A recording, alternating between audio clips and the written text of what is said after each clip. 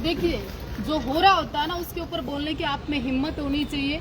जिस तरह के हालात करनाल के अंदर है ना, करनाल में किस किस को कितना लाभ मिला ये व्यक्तिगत सोचने का विषय है।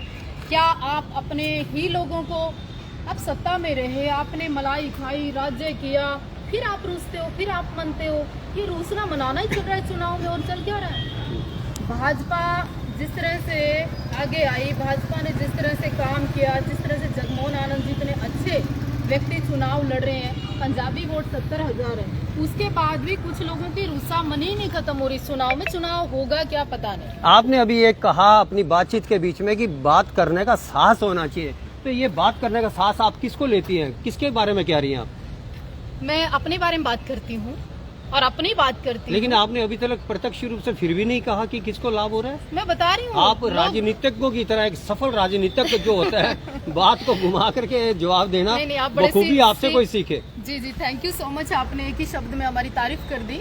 लेकिन मैं ये कहना चाहती हूँ कि आपके 10 से अधिक पार्षद जब दौड़ जाएं, आपके बहुत घनिष्ठ नेताओं के पार्षद जब जो दौड़ जाएं, आप 10 साल मेयर पद पर जब रह जाएं, जब आपके ही किसी साथी को टिकट मिल जाए और उसके बाद रूठकर जो बयानबाजी में जो डैमेज समाज हुआ है, करनाल वासियों का कोई कसूर नहीं, करनाल की जनता का कोई कसूर नहीं। करनाल करे क्या, ये सवाल पैदा होता है। तो मलाई चाटने की बात को आप बात कर रहे थे कि मलाई चाटने, यहाँ तो मलाई मिलेगी, क्या वहाँ उनको मलाई मिलेगी जो छोड़ के जा रहे हैं? उनको मलाई पहले भी कम मिली इसलिए छोड़ के गए, मलाई कुछ ही लोग खा गए इसलिए छोड़ के गए, इच्छाएं कुछ लोगों की पूरी नहीं हुई इसलिए छोड़ के गए। क्या जो पद था आपके पास वो काफ़ी नहीं था, उसके बाद भी आपको चुनाव लड़ने की अगर इच्छा पैदा होती है तो कहीं ना कहीं सवाल पैदा होते हैं। इसका मतलब कल आप पार्टी को माँ कहते थे, कल पार्टी को बाप कहते थे, कल पार्टी के सच्चे सिपाही होते थे, थोड़ा सा इच्छा पूरी ना होने के बाद वो पार्टी आपकी सौतेली मासी भी नहीं रही, तो सवाल तो उठते हैं। आप एक बात बताएं कि आपने ये कहा कि रुसा रसाई, आपके शब्दों को फिर वापस लेकर के चलता हूँ, तो आप इसके अंदर मुख्य कारण शायद कहीं ब्रिज गुप्ता जी की तरफ तो इशारा नहीं कर रही है? नहीं, जिला अध्यक्ष हो गए हैं ब्रिज गुप्ता जी, कार्यकारी जिला अध्यक्ष। हाँ, मैं बधाई देना चाहती हूँ, पर मैं ये भी चाहती हूँ कि करनाल के अंदर परिवारवाद, पक्षपात, खानदानी ही लोगों को नहीं मिलना चाहिए, बहुत कुछ उन लोगों को भी मिलना चाहिए जो करनाल के लिए वाकई ही चिंतित। इन चीजों का किसको नुकसान होगा? करनाल के अंदर जातवाद नहीं होना चाहिए, करनाल के अंदर परिवारवाद नहीं होना चाहिए, करनाल के अंदर पक्षपात नहीं होना चाहिए, करनाल के अंदर सीएम को ऊर्जा मंत्री को 15 लोग घेर के रखें, ये क्या मतलब है? वोट तो पूरा शहर देता है। वो अपने स्वार्थ के लिए दूसरी पार्टी में चले गए तो जनता कहाँ जाएगी?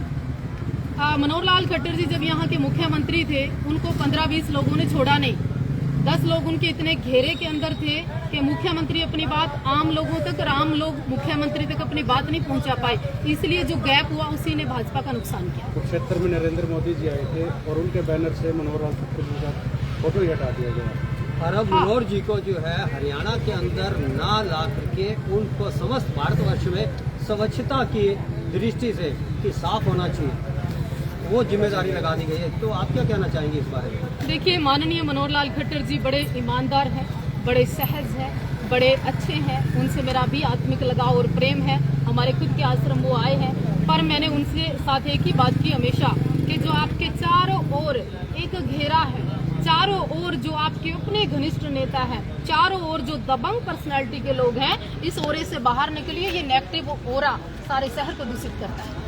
पहले भी आपने मुख्यमंत्री मनोहर लाल जी के लिए कह दिया कि 2 लाख वोटों से जीते। यस।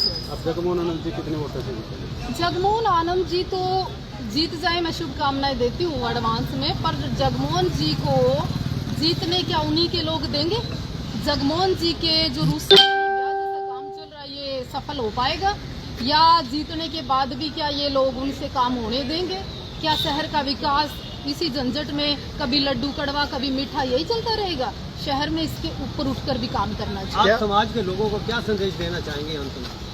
मैं ये कहना चाहती हूँ, आप भाजपा के कट्टर जो समर्थक हैं, भाजपा हितैषी हैं, राष्ट्र हितैषी हैं, तो उन लोगों को कहूँगी कि आम जन की पीड़ा, जो एजुकेशन इतनी महंगी हो रही है, आम आदमी का जो काम नहीं होता ऑफिसों में, आम व्यक्ति डीसी ऑफिस पहुंचने के लिए प्रयास करता है, आम व्यक्ति एसडीएम ऑफिस के चक्कर काटता है, आम व्यक्ति थाने में एफआईआर कराने के लिए परेशान होता है, आम जो महिला होती है उसके लिए तो इतनी बड़ी परेशानी है, कोई प्रॉब्लम आ जाए उसको फोकस करिए, केवल पोर्टल चलाने से काम नहीं चलता। क्या अपने ही लोग काट रहे हैं?